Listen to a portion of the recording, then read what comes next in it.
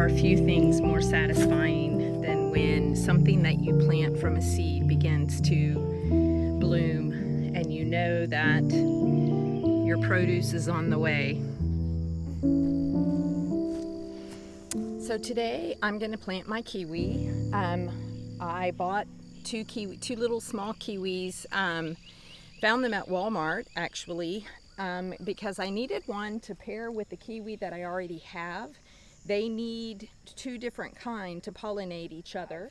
One of these is going to be a male and one of these is a female, and they need each other to make the kiwi. So I'm not exactly sure the names of any of them, but I know between these three I'm going to have a male and a female, and then I will have kiwi.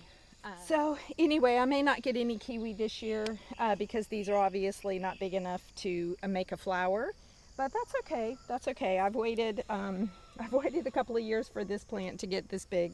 I can wait some more. It's actually a great day to plant the kiwi because it's overcast. It's always best to plant things when it's not in full sun, because the full sun, it just causes the plants to be stressed right from the very beginning. Especially your seedlings, a lot of times they don't really recuperate after being transplanted, and especially if they're transplanted in full sun, I mean that can just really wipe them out. So a good time to plant would be in like the early morning or in the late afternoon when the sun has gone down, maybe behind some trees.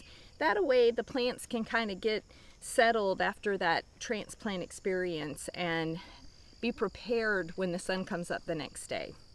Also water them real good, that helps too. I know these raised beds need to be rebuilt. They're in bad shape.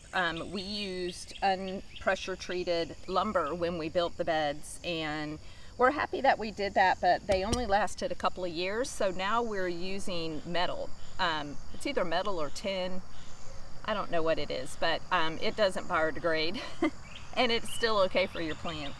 And you know, don't freak out when your lumber biodegrades like this. You know, you can just throw another side on, add a little bit more soil and compost, and keep going. It's not the end of your raised bed.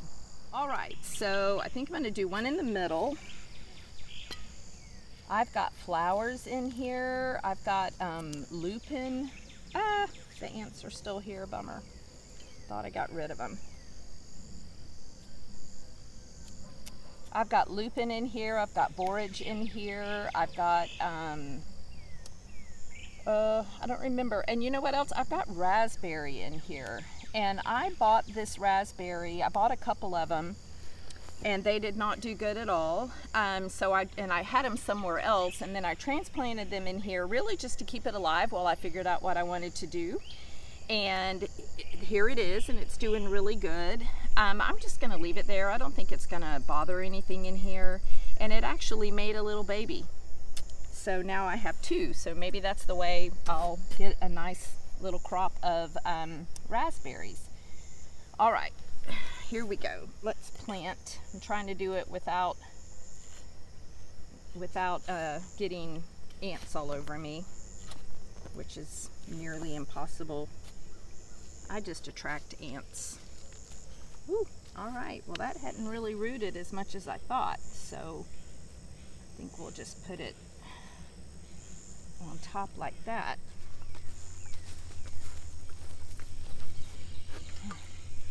I want to reiterate that I brought these kiwi out here still in the pot about a week ago, and I left them here to acclimate to the conditions out here, and they did well. They thrived, so that shows me that they can handle the sun that they're going to be getting, and it's always really good to do that. When I got them, I did it through mail. I left them in like a partial sun area just to get acclimated, because you don't know how they were grown. They might have been in a greenhouse their whole entire life, and so when you throw them out into the sun, it can kill them because they're just not used to it. So I started with like a partial sun, a little bit of sun, and then I put them where they got like 4 hours of sun in the morning, which is a more gentler sun. And then I put them out here where they're actually going to be, and they've been here for a week, like I said, and have done great. So now I've planted them because I know that they can handle the conditions. I'm going to water them in pretty good since they just got replanted. That always puts some stress on a plant when you replant them.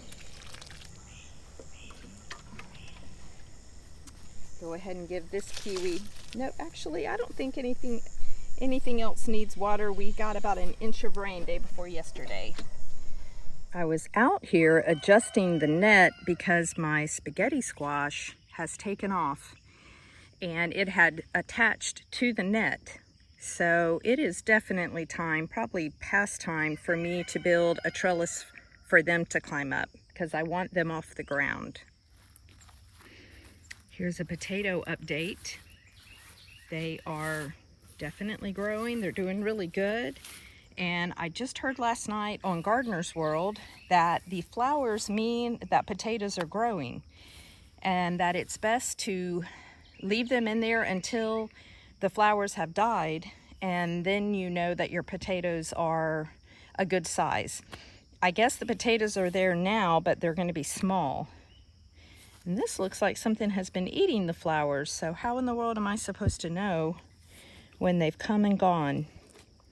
Anyway, I'm going to keep these in here because I think I have the potential to have a really good potato harvest. And I'm still...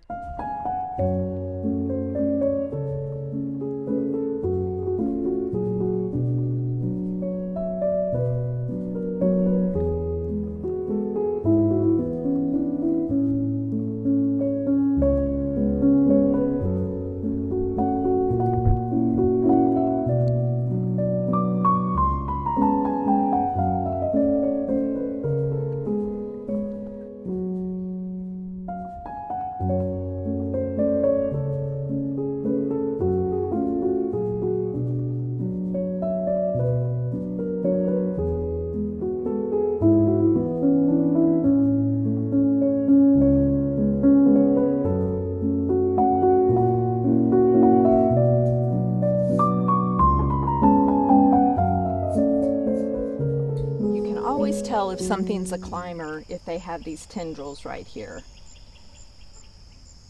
That shows that they want to attach onto something and grow up. If they don't have that, they might be a ground cover.